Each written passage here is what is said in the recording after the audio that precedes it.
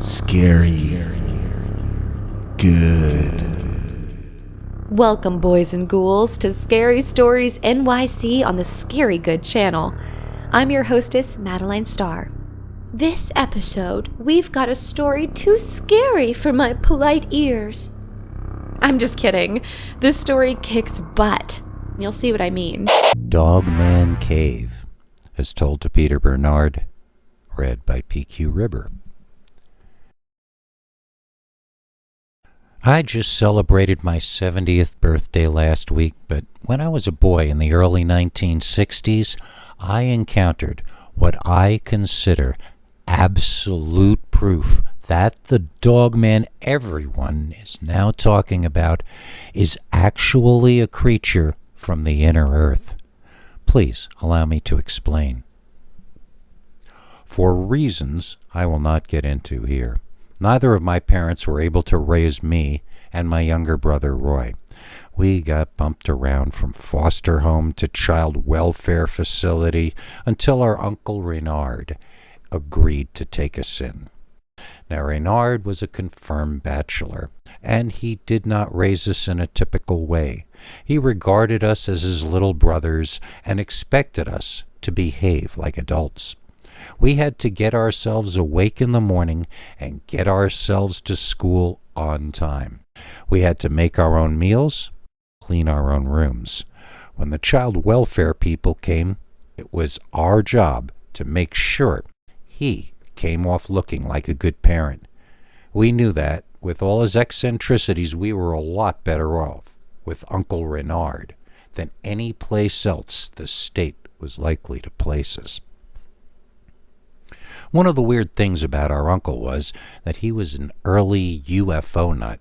He read and saved and cataloged every spooky or science fiction publication he could find. His library had very few hardbound books, but a whole lot of tiny digest-sized magazines. He lived outside of a place that I swear to you is called Pig, Kentucky. Yeah, Pig. It was far from the worst place we had lived. In fact, my brother and I really loved it there in Pig. It was a short trot to Cedar Spring Valley and the Cedar Sink Trailhead. We had plenty of nature and walking distance, and those were fairly wonderful times for us.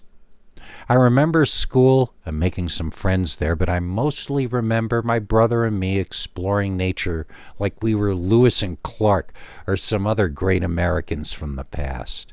We never knew what was around the next corner, but we knew it was going to be exciting, and we knew our Uncle Reynard would listen in rapt attention as we related our daily adventures to him over our raviolio dinner. One day, we had a tall tale to tell him that was just so tall that he knew it had to be real. We had both run home crying, so he knew we were definitely not lying about what had happened to us. And what happened was this. We found Dogman's home.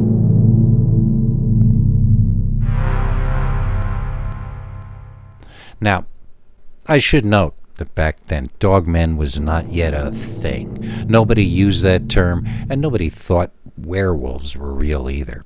There was absolutely no talk about dog-headed people or upright walking dogs or anything even vaguely related to that yet. So when we told our uncle about what had happened to us, we never used the term Dogman. And in fact, we never referenced dogs or wolves at all when describing what we had seen. That's because we thought it was a creature that Uncle Reynard had told us about, a monster from one of his old magazines, a creature that lived underground in the hollow earth, a psychic vampire that could fire invisible rays at you and draw your energies from you, a diabolical monster that could exert control over your mind itself, even from great distances and from underground. Uncle had always told us that this creature had a very long nose. When we saw the long snout of the Dogman, we knew, or thought we knew, that we were in the presence of a Diro. The Diro, or detrimental robots, were characters and stories that Uncle told us were true, written by Richard Shaver and Ray Palmer back in the 1940s. We hadn't taken the tale seriously until this one day we were in the park longer than usual, and it was getting late. By the time we were walking home, it was getting a bit dark. We had been getting bullied by bigger kids earlier in the day, so when we heard something moving in the bushes to our left, we ducked down quietly and let them pass. But what walked past us was not a kid, or even a bunch of kids. It was a 7 or 8 foot tall, hairy, two-legged monster.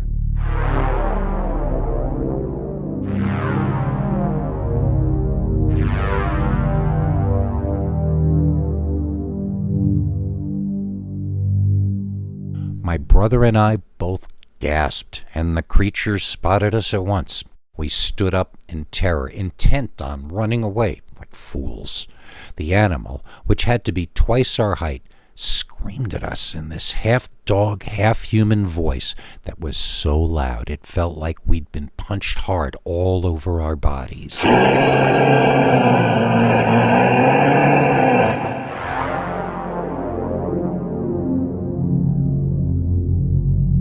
Rather than run, we went into some kind of shock and fell to our knees, weeping. The long-snouted, hairy demon turned and ran into a bush, then seemed to just not be there anymore. That's when we ran home, crying like infants. After relating our story to Uncle Reynard through our terrified sobbing, he told us there must be a cave entrance behind or under that bush. The next morning he made us bring him back to the spot of the incident so that we could show him the location. I don't suppose I have to even tell you it took us all some time to get up the nerve to go look at that bush the dog creature had run into. When we did, our bravery was rewarded. There was a crevice under the bush. It was an entrance to some kind of cave. The hole was large enough for us to stick our heads inside, but in no way should it have been large enough for the Dogman to duck in there. We gathered stones and tossed them into the opening, listening to see how deep it was. We couldn't really tell, but Kentucky has so many caves under it, including Mammoth Cave, that it's even possible that all the cave systems down there connect. If there were any place that an underground civilization could exist, it would be under Kentucky. We gathered larger stones to block up the entrance to the cave, which we would call Deero Cave for the rest of my uncle's life. When Uncle Reynard died last year, my brother and I had reason to go out to his old place to wrap up some of his final business. We had some extra time, so we wandered out to the area in which we had seen the Deero or Dogman back when we were young. Surprisingly, most of the landmarks remained intact, and we found the place as though we had just been there the day before. Looking under the bush, we found the entrance was open again. All our blocking stones had been removed. In fact, there were no signs of the stones at all. The place must have been reopened years ago. By now the hole had been enlarged and was big enough for a grown man to climb in there. Of course, my brother and I are too old for such adventures anymore. There were all kinds of tracks leading into and out of that crevice. Some small tracks, some large tracks. It looked like the hole was used regularly and often by a variety of something. I haven't lived in Kentucky for years, even though I spent the best years of my life there. I miss a great many things about the bluegrass state, but one thing I will never miss are the demonic creatures that live under that beautiful place. I will never miss the Kentucky Dogman.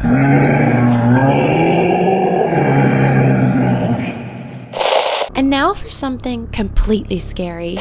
Dogman of my dreams, as told to Peter Bernard, read by PQ River.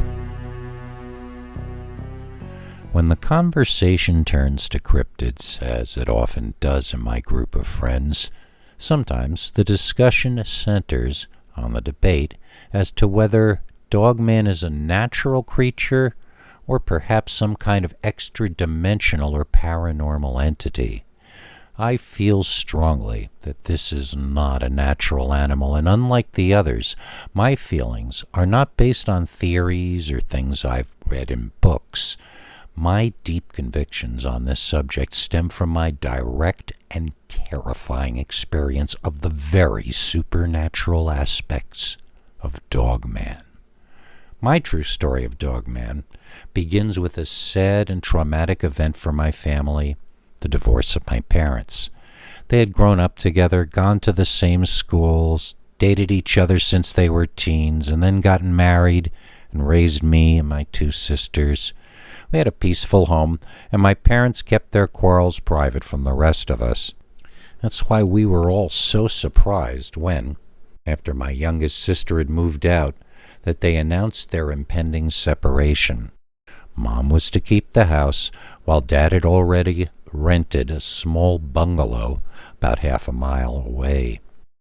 Even in separation, they were still a 15-minute walk from each other. Dad's new place was straight down Forest Lane, which is exactly that. A skinny strip of tar stretching through the forest, and then the second house to the right on Meadow Avenue, down the block, and across the street from the apartment I was renting. At least I would get exercise visiting my parents. My sisters and I were all glad Mom kept the home we grew up in, where all our childhood memories were still stored in closets in the attic. The three of us tried to deal with these changes as well as our parents obviously were, but we all took it pretty hard. I know that I, for one, started having very bad nightmares. This was not like a sleep paralysis episode or a lucid dream or any of those possibly paranormal kinds of things. This was just a really bad, incredibly terrifying kind of nightmare that seemed absolutely real while it was happening. I would have it every single night, and I would wake up drenched in so much sweat that I needed to take a shower, dry off, and change into new bedclothes at 3 a.m. every single night. It got so that I prepared 2 sets of things to wear before going to sleep each night. I grew increasingly exhausted and distracted each ensuing day. Now that you know how badly this dream tore at my daily life, let me tell you what happened in it. I was at my father's new home, which in the dream looked like the interior of my apartment for some reason. Light shone in the windows so brightly that it was making my eyes get blinded. When it came time to leave, I went outside, and it was now very dark out and extremely cold. I notice I'm underdressed for the weather, and I turn to go back inside. My father has already closed the door behind me. I notice my old VW Beetle parked in front of Dad's place. I decide to use that to drive to Mom's house, basically because I had a heater in there. I get inside, start the engine, and am soon warmed up. I only have to drive maybe 150 or 200 feet to get to Forest Lane, then make a left and drive the half a mile to my mother's place. I don't slow down to make my left because there's never any traffic there that time of night, but as I make that turn, a large, dark shadow flies out of the bushes to my right, and I swerve to avoid hitting it, skidding off the road and directly into a tree. My engine is wrapped around the tree as I see a young deer race past me. That's what I almost hit, a deer. I see smoke coming out of my engine, and I realize I better get out of that car quickly before it blows. I'm lucky in that the car door still works, and I find myself outside of the vehicle just as the reason the deer was running explodes from the forest. It was a giant. was a giant, horrible man. A hairy man, an angry man, a savage animal man. It has an animal head like a dog, but not any dog I'd ever seen. It was a giant, hairy, ferocious monster. Logically, I think I have to protect my mother from this thing, and I take off running the half-mile to her home. This is prey behavior, running from a predator. The monster bear dog man notices my behavior and decides I'm more interesting than the deer. The huge monster begins running after me, but deliberately not fast enough to catch up. He runs after me just quickly enough that I'll tire out and make myself even easier prey to catch. And I do exactly what the monster wants me to do. I run as hard as I can. I have no choice. I have to protect my mother. The monster is going to kill my mother. But each time I look over my shoulder, I see the immense creature toying with me, staying just close enough that I can see it, and just far enough to give me the inane idea that I could actually escape it. By the time my mother's house is in sight, the house I grew up in, the symbol of my childhood, I can barely stand. My legs are shaking underneath me. I have to take frequent rests, and I'm sweating profusely. The animal closes in, and I know my time on Earth is now ended. As the creature tears into me, I'm consumed with pain and wake up screaming. Now, repeat that same exact dream every single night, and you'll find yourself a nervous wreck pretty soon. For the next month, if I were visiting either of my parents, I walked. I was that put off by my repeating nightmare that I didn't want to risk actually recreating the dream. I didn't want to be in a car, and I didn't want to be making that left, and I didn't want to give a deer or a dogman a chance to do the things they did in my dream. I'm not saying I actually believed in Dogman's existence back then, but I was exhausted, and the dream had me rattled. So one night, I was at my father's while my mother called him on the phone. I wasn't really following the conversation, but when he got off, he handed me his car keys. I asked what was going on. He said my mother wanted to borrow the car, and he told her I'd drive it over to her.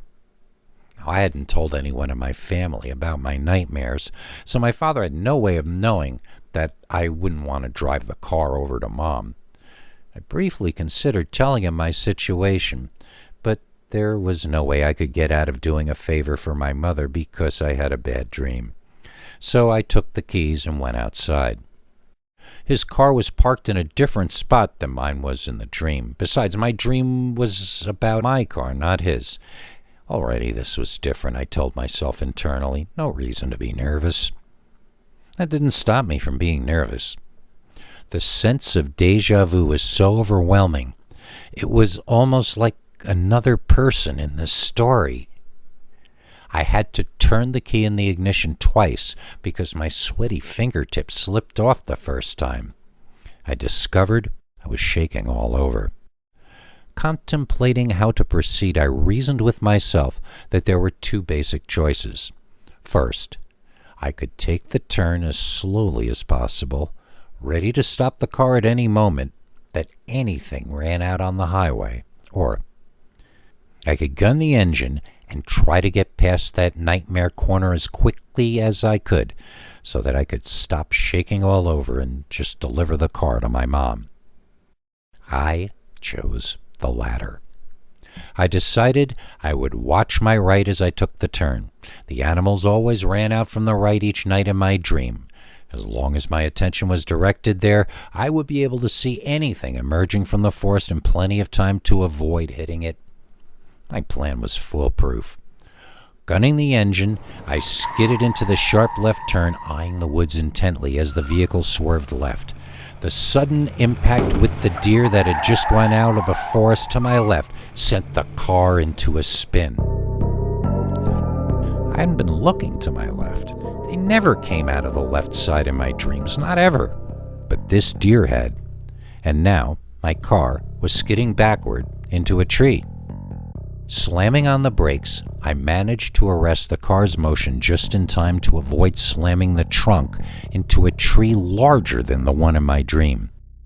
The car was now stopped, and I was now turned around, facing back towards my father's house. And I saw it emerge from the forest, from where the deer had come. It was the nightmare creature. It was the Dogman I had dreamed of since my parents broke up, but somehow even larger than in the dreams. It was a dinosaur version of a Dogman. It was prehistoric and on steroids. It was a nightmare that caused my nightmare to put its tail between its legs and run. I saw this monster that was the living embodiment of horror pounce out onto the road, chasing the deer, and get distracted by my car's lights, and by me. This 10-foot-tall hulking parody of the human form took a step toward me and stood under the light of the moon, so I could see it properly for the first time. This was a nasty beast, with alternately matted or missing fur, pieces torn out of its long pointed ears, open cuts and festering scabs all over. The growl it made had a deeper and stronger vibration than the engine of the car I was driving. It looked as though it could pick the car up and tear it in two. I felt the same overwhelming need I had always felt in my nightmares. I had to get to my mother and protect her. I remembered how each time in the dream I would try to do this, and I would fall. I swear that what happened next was that a voice whispered in my ear saying, "You can't save your mother. You can only save yourself." I knew what I had to do. Before the creature could take another step in my direction, I floored the gas pedal and aimed the steering wheel directly at the massive beast. It was a gamble, because I knew that if I hit this Dogman, it would probably impact the car more severely than it impacted the monster. Still, I gave it all the gas it had and aimed directly toward the monster of my nightmare, the monster I was fated to meet. My entire life had led up to this point. And the monster moved. It moved out of the way. I hadn't crashed. But I was about to. Turning the wheel frantically, I skidded onto my father's block and parked in front of his place, all in the same movement. Well, I essentially parked in front of my dad's, although it was at a 3/4 angle and faced in the wrong direction. All I cared was that I had arrested its movement long enough to get out of the vehicle and race up the stairs to bang on his door. I was convinced the creature was chasing me and hadn't yet checked to see if that was the case. When I could finally hear my father cursing and complaining and coming to the door to let me in, I finally took the chance of looking back. There was nothing there. No monster. No deer. No anything. So I stayed at my father's that night, making some excuse that I got run into by deer and the road was too slippery to drive or something. I called Mom and promised to bring her the car first thing after the sun came up, and then we all went to sleep. The car had some dents from the deer hitting one of the back doors, and I ended up paying for them to be fixed out of a sense of guilt. Somehow, I felt it was my fault that the deer hit me. I had so many warnings. I should have been better prepared. This all happened 7 years ago, and my father's been gone 3 years now. But I have never shared the Dogman part of this story with anyone else before. Not my mom, not my family, not anyone. I never saw the monster again, and I never had that nightmare again. Since then, I've made new friends who are very into cryptid stories and cryptozoological reports. We talk about the Dogman nearly every day, and I've never even told those guys this story before, but like I said earlier, when we do discuss this particular cryptid, I am always on the side of those arguing that Dogman is most definitely, and without any question, a very evil and a very paranormal demon from out of a nightmare, and nothing will ever convince me otherwise. The end. I hear there's a celebrity with the initials GG appearing at the next Northeast Comic-Con. Is it Gina Gershon? What? No. Is it Greg Grunberg? Greg which? Greta Garbo?